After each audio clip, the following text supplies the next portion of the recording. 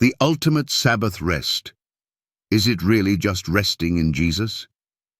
This popular claim that the Sabbath rest is no longer tied to a specific day, but rather found exclusively in the person of Jesus Christ, is often used to justify worship on any day of the week.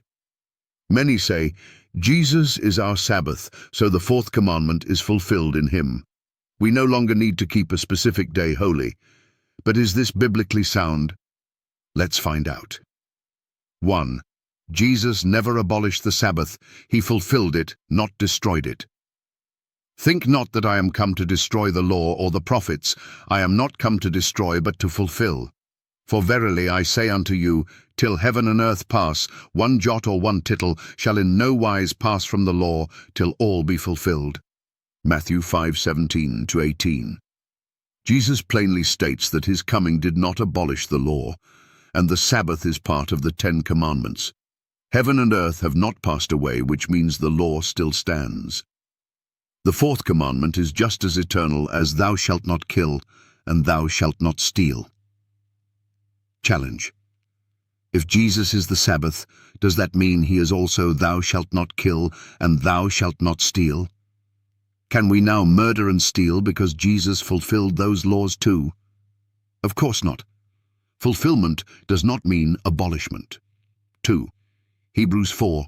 The Sabbath rest remains. There remaineth therefore a rest to the people of God.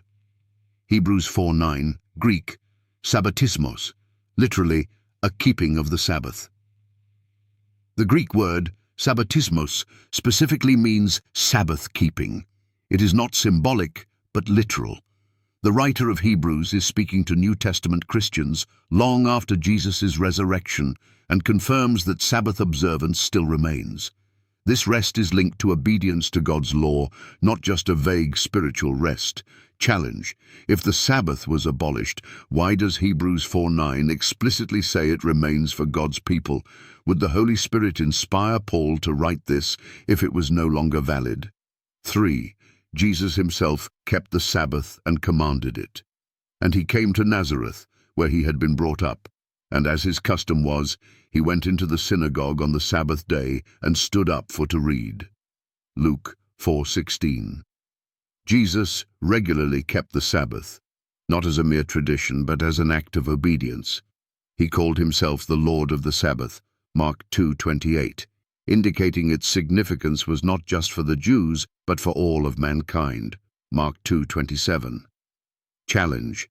If Jesus is our example, 1 Peter 2:21, and he kept the Sabbath every week, why would his followers not do the same?